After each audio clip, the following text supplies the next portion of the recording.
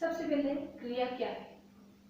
क्रिया किसी भी कार्य को करना या होना पाया जाता है उसे क्रिया कहते हैं, जैसे खेलना, कूदना, पीना, सोना, हंसना आदि। अब क्रिया के भेद। क्रिया के वैसे रचना के आधार पर देखें तो क्रिया के 5 भेद होते हैं और कर्म के आधार पर देखें तो क्रिया के 3 भेद होते हैं। तो आज हम पढ़ेंगे कर्म के आधार पर क्रिया के 3 भेद। पहला अकर्मक, दूसरा सकर्मक और तीसरा द्विकर्मक। क्रिया का प्रभाव सीधा कर्ता पे पड़े तो वह कहलाती अकर्मक क्रिया। जैसे राम सोता है, जैसे राम सोता है, अब है अकर्मक क्रिया। राम सोता है, कहाँ सोता है, क्या सोता है, कोई उत्तर नहीं है, तो वह क्रिया हुई अकर्मक, क्योंकि क्रिया का सीधा प्रभाव कर्ता पे पड़ रहा है। तो अकर्मक क्रिया के 5 उदाहरण देखते हैं। राम सोता है, मैं खाता हूँ, चिड़िया उड़ती है, वह जाता है और तुम सोते हो। तो इन बच्चों इन 5 उदाहरण में क्रिया का सीधा कर्ता पर ही प्रभाव पड़ रहा है, क्योंकि इसमें कर्ता और क्रिया ये दो ही इसमें बताई जा रही है। तो ये होता है अकर्मक क्रिया। अब हम आगे बढ़ेंगे सकर्मक क्रिया। सकर्मक क्रिया में क्रिया का जो प्रभाव होता है वो कर्ता पे नहीं पड़कर कर्म पे पड़ता है।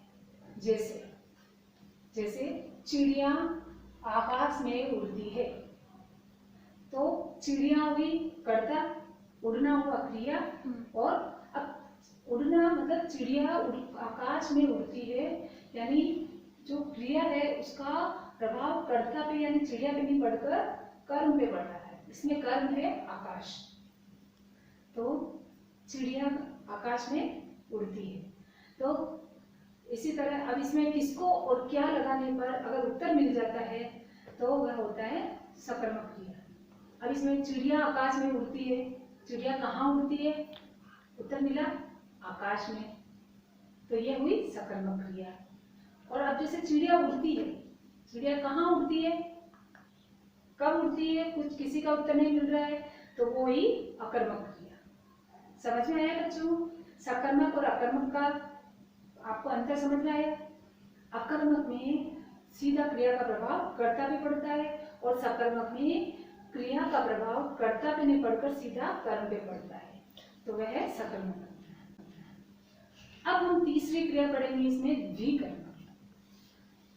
जो मुख्यतः बच्चों छोटी क्लासों में दो ही पढ़ाई जाती है, अकर्मक और सकर्मक। इसमें तीसरी और होती है द्विकर्मक। इस क्रिया में हमेशा 2 कर्म होते हैं। जैसे मैंने तुमको पुस्तक दी, अब इसमें मैंने ये तो हो गया है कर्ता, देना हो गया क्रिया, और पुस्तक मैंने तुमको पुस्तक दी, तो मैंने और तुमको और पुस्तक ये 2 कर्म हो गए। तो पहला कर्म किसको दी, इसमें किसको और क्या लगाने पर अगर उत्तर मिलता है, 2 कर्म में उत्तर मिलता है, तो वह है द्विकर्मक क्रिया। ये दोनों कर्म है। अब किसको पुस्तक दी, मैंने तुमको पुस्तक दी, तो तुम एक तो पहला कर्म ये हो गया। दूसरा कर्म मैंने तुमको क्या दी, पुस्तक दी, तो ये हो गया दूसरा कर्म।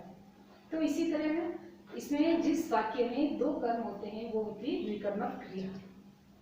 अब इसके 2-3 उदाहरण और देखते हैं। मैंने तुमको गेंद दी, अब मैंने तो हो गया कर्ता, देना हो गया क्रिया, और 2 कर्म हो गए, तुमको और गेंद। अब पहला कर्म है जिसमें किसको, एक में तो किसको लगा के, एक में क्या लगा के, जो उत्तर मिलता है वो होता है।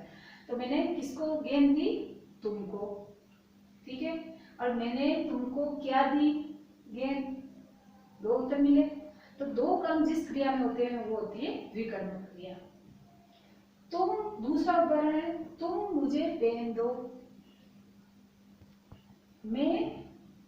मैं तुम्हें होमवर्क दूंगा, तो इस तरह बच्चों द्विकर्मक के उदाहरण जिसमें दो कर्म होते हैं वो द्विकर्मक क्रिया होती है। अब वापस आसानी से समझा दो शॉर्ट में ट्रिक। अकर्मक क्रिया में जिसमें क्रिया का प्रभाव सीधा कर्ता पे पड़ता है वो अकर्मक क्रिया है। जैसे राम सोता है, राम कहाँ सोता है कोई उत्तर नहीं मिलता है, तो वो है अकर्मक क्रिया। अब है सकर्मक क्रिया, जिस क्रिया में क्रिया का प्रभाव सीधा कर्ता पे नहीं पड़ता कर्म पे पड़े।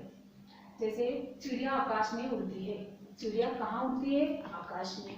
जब उत्तर मिला तो इसका मतलब ये सकर्मक क्रिया है। इसी तरह द्विकर्मक क्रिया, जिस क्रिया में दो कर्म होते हैं। मैंने तुमको पुस्तक दी, अब मैंने तो हो गया कर्ता, तुमको पुस्तक, ये दो कर्म हो गए हैं। तो पहला दोनों में किसको और क्या लगाते उत्तर मिलता? पहले वाले में लगेगा किसको, मैंने किसको पुस्तक दी? तुमको। दूसरा है मैंने तुमको क्या दी? पुस्तक। तो ये इस तरह से बच्चों दो कर्म हो गए हैं। तो आज हमने पढ़ी है क्रिया के कर्म के आधार पर क्रिया के प्रकार।